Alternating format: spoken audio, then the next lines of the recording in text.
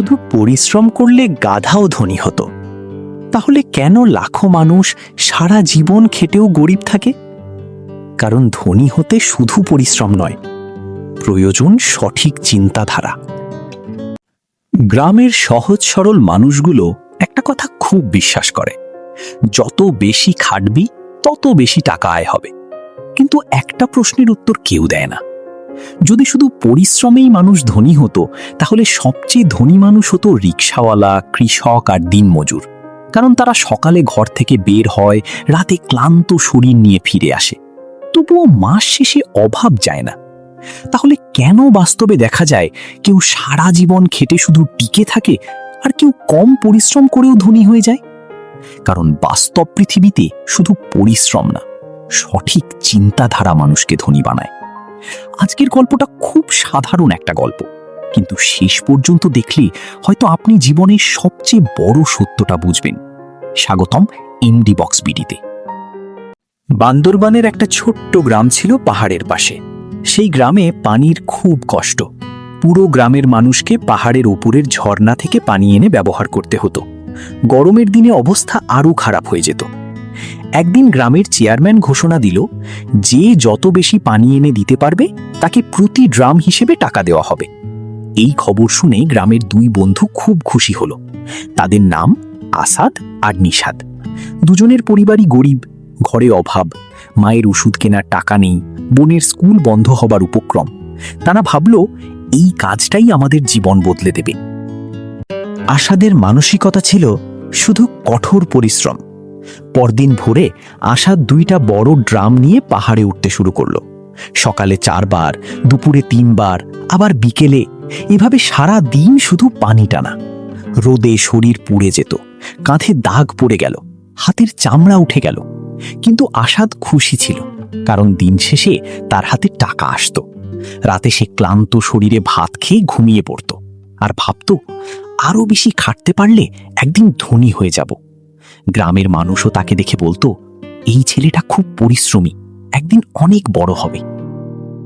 নিশাদের চিন্তাধারা, এখানেই পার্থক্য।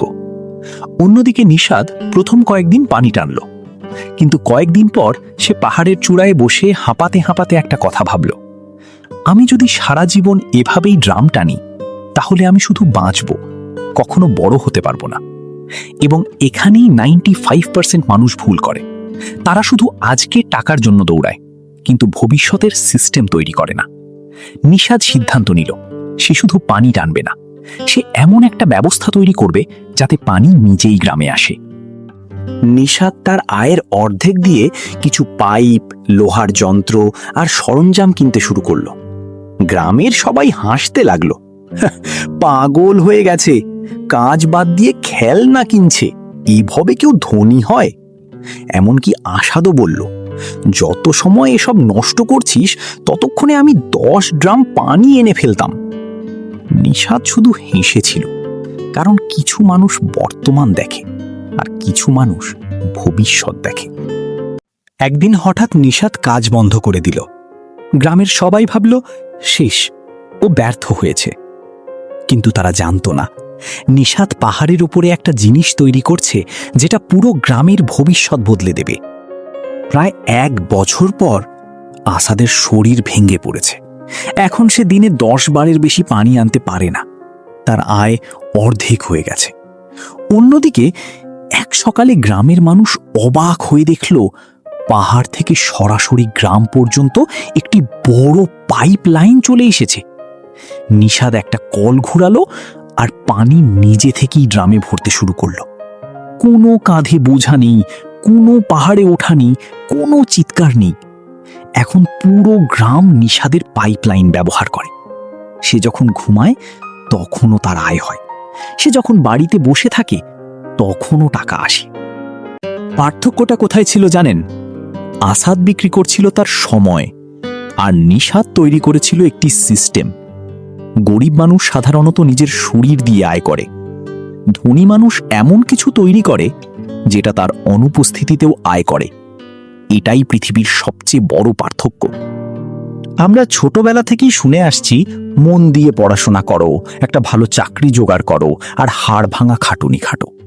আমরা আসলে ইনস্ট্যান্ট গ্র্যাটিফিকেশন বা হাতের কাছে নগদ লাভের লোভে দৌড়াই। আশাদের মতো আমরাও ভাবি প্রতিদিনের 500 টাকা লাভটাই আসল। কিন্তু আমরা লিভারেজ বা বড় কিছু করার জন্য বুদ্ধি খাটিয়ে নিজের শক্তি বাড়ানোর কথা ভুলে যাই। ধনী হতে চাইলে আপনাকে 3টি সহজ জিনিস বুঝতে হবে। 1. ভ্যালু অ্যাডিশন বা কাজের গুণ বাড়ানো। আপনি যা করছেন তাতে নতুন কি যোগ করছেন। 2. ডেলিগেশন বা একা না খেটে টিম বানিয়ে কাজ করা। আপনি কি একা খাটছেন নাকি অন্যের শ্রমকে কাজে লাগিয়ে বড় কিছু করছেন। 3. স্কেলেবিলিটি বা কাজকে ছড়িয়ে দেওয়ার সুযোগ। আপনার কাজটা কি বড় করার সুযোগ আছে। বন্ধু, আজ নিজেকে একটা প্রশ্ন করুন। আপনি কি সারা জীবন ড্রাম কাঁধে তুলে পাহাড়ে উঠবেন, নাকি আজ থেকেই নিজের জীবনের পাইপলাইন তৈরি শুরু করবেন। মনে রাখবেন, শুধু পরিশ্রম করলে মানুষ ক্লান্ত হয়, কিন্তু সঠিক চিন্তাধারা মানুষকে ধনী বানায়। যদি এই ভিডিওটি আপনার চিন্তায় সামান্যতম পরিবর্তন এনে থাকে, তবে ভিডিওটি শেয়ার করুন এবং কমেন্টে মন্তব্য লিখুন। দেখা হচ্ছে এমডি বক্স বিডি এর পরবর্তী ভিডিওতে। আল্লাহ হাফিজ।